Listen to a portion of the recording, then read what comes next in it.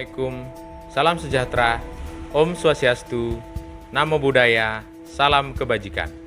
Perkenalkan, kami kelompok 12 yang beranggotakan Andre Manahan Pardede, Chandra Gunawan, Apnita Sari Simorangkir, Ayu Ningsih, dan Asifar Rahmi, peserta pelatihan dasar CPNS golongan 2 pada Badan Pengembangan Sumber Daya Manusia Provinsi Sumatera Utara dengan pengampu materi Bapak Dr. Hieronimus Godang, SPD MSI.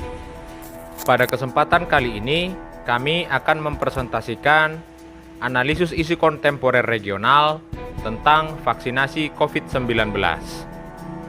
Struktur pembahasan kami kali ini meliputi latar belakang, isu terkait, teknik pemilihan isu dengan menggunakan metode APKL dan metode USG, analisis masalah dengan menggunakan diagram fishbone, serta rekomendasi. Selanjutnya akan dijelaskan oleh rekan saya, Apnita Sari Simorangkir. Pandemi COVID-19 Indonesia merupakan bagian dari pandemi penyakit coronavirus 2019 atau COVID-19 yang sedang berlangsung di seluruh dunia. Penyakit ini disebabkan oleh coronavirus sindrom pernapasan akut berat kedua atau SARS-CoV-2. Vaksin COVID-19 bertujuan untuk mengurangi transmisi atau penularan COVID-19, menurunkan angka kesakitan dan kematian akibat COVID-19, mencapai kekebalan kelompok di masyarakat herd immunity, dan melindungi masyarakat dari COVID-19 agar tetap produktif secara sosial dan ekonomi. Pelaksanaan vaksinasi COVID-19 akan membantu proses penanganan pandemi COVID-19 lebih cepat. Upaya pemerintah dalam penanganan pandemi COVID-19 yang pertama, kenormalan baru. Menurut Permenkes nomor 0107 Menkes 328 tahun 2020 pada tanggal 20 Mei 2020 menyebutkan Indonesia sudah memasuki tahap kenormalan baru. Pemerintah menegaskan kenormalan baru tidak berarti melonggarkan PSBB. Upaya pemerintah dalam penanganan pandemi COVID-19 yang kedua yaitu upaya pemulihan ekonomi. Dikutip dari situs resmi Kominfo, menurut Presiden Joko Widodo, kunci pemulihan ekonomi kita adalah kemampuan kita dalam mengatasi pandemi.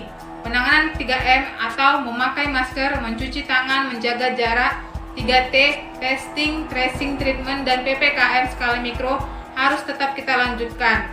Pada saat yang sekarang, kita besar-besaran melakukan vaksinasi. Upaya pemerintah dalam penanganan pandemi COVID-19 yang ketiga yaitu vaksin. Vaksin yang telah menjalani uji klinis di Indonesia adalah vaksin Sinovac. Dipergunakan sebagai vaksin untuk proses vaksinasi masyarakat Indonesia.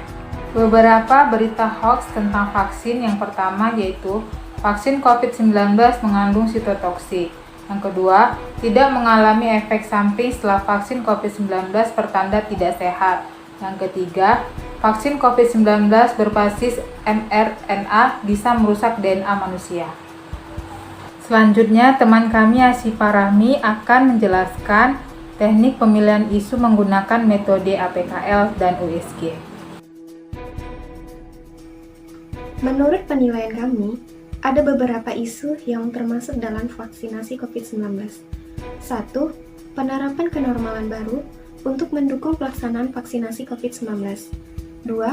Pelaksanaan vaksinasi COVID-19 sebagai upaya pemulihan ekonomi. 3. Vaksin Sinovac yang dipergunakan untuk vaksinasi masyarakat Indonesia. 4. Maraknya hoax mengakibatkan banyaknya masyarakat yang belum melakukan vaksinasi. Untuk menganalisis isu tersebut, kami menggunakan metode APKL. Analisis APKL adalah alat bantu untuk menganalisis ketepatan dan kualitas isu dengan memperhatikan tingkat aktual, problematik, kekelayakan, dan layak dari isu-isu yang ditemukan di vaksinasi COVID-19. Di sini tersedia tabel analisis isu menggunakan APKL. 1. Penerapan kenormalan baru untuk mendukung pelaksanaan vaksinasi COVID-19. A. Di checklist, B. Tidak, K. Checklist, L. Checklist. Kesimpulannya tidak memenuhi syarat. 2.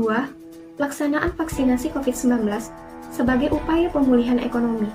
A. Di checklist, B. Di checklist, K. Di checklist, L. Di checklist. Kesimpulan memenuhi syarat.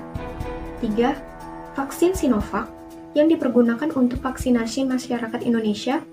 A. Di checklist, B. Tidak, K. Di checklist, L. Di checklist, tidak memenuhi syarat. 4. Maraknya hoax mengakibatkan banyaknya masyarakat yang belum melakukan vaksinasi. A. Di checklist, B. Di checklist, K. Di checklist, dan L. Di checklist. Kesimpulannya memenuhi syarat. Dari metode APKL di atas, diperoleh dua isu utama yang terpilih, yaitu 1. Pelaksanaan vaksinasi COVID-19 sebagai upaya pemulihan ekonomi.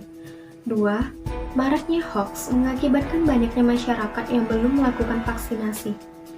Isu tersebut dianalisa lagi menggunakan USG, yaitu U. Urgency mendesak, Seriousness kegawatan, Growth pertumbuhan, dengan mempunyai nilai 1-4, yaitu nilai pertama sangat kurang mendesak, nilai kedua kurang mendesak, nilai ketiga mendesak, nilai keempat sangat mendesak.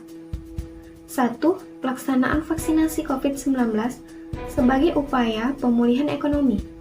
U mendapatkan nilai 3, S mendapatkan nilai 4, G mendapatkan nilai 3. Total nilainya adalah 10. 2. Maraknya hoax mengakibatkan banyaknya masyarakat yang belum melakukan vaksinasi. U mendapatkan nilai 4, S mendapatkan nilai 4, G mendapatkan nilai 4. Total nilai yang diperoleh adalah 12.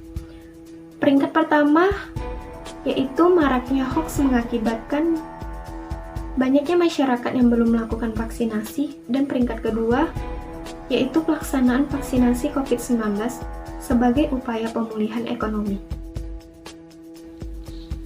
Alasan memilih maraknya hoax mengakibatkan banyaknya masyarakat yang belum melakukan vaksinasi sebagai isu prioritas.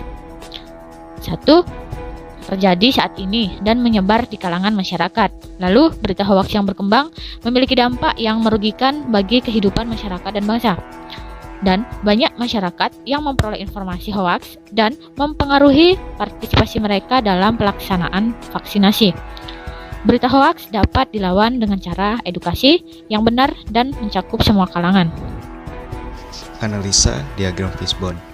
Penyebab dari segi sistem yaitu mudahnya menyebarkan informasi dan maraknya oknum penyebar informasi hoax.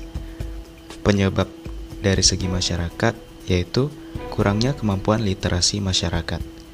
Penyebab dari segi pemerintah yaitu kurangnya sosialisasi resmi terkait vaksin. Hal ini menyebabkan masalah berita hoax tentang vaksin. Baiklah, saya akan menjelaskan tentang rekomendasi. Yang pertama, ditinjau dari sistem, yaitu masalahnya mudahnya menyebarkan informasi dan maraknya oknum penyebar informasi hoax. Solusinya adalah menegakkan Undang-Undang ITE. Kemudian, dari segi pemerintah, yaitu masalahnya kurangnya sosialisasi resmi terkait vaksin. Solusinya adalah memberdayagunakan jejaring kesehatan, mulai dari RT dan kader posyandu. Kemudian, memberikan jaminan keamanan mengenai vaksin. Selanjutnya, dari segi masyarakat, yaitu masalahnya kurangnya kemampuan literasi masyarakat. Solusinya adalah menyarankan kepada masyarakat untuk membaca dan memahami berita yang ada sebelum menyebarluaskannya. Demikianlah presentasi dari kelompok kami. Semoga apa yang kami bahas dan kami jelaskan ini bermanfaat. Terima kasih. Assalamualaikum warahmatullahi wabarakatuh.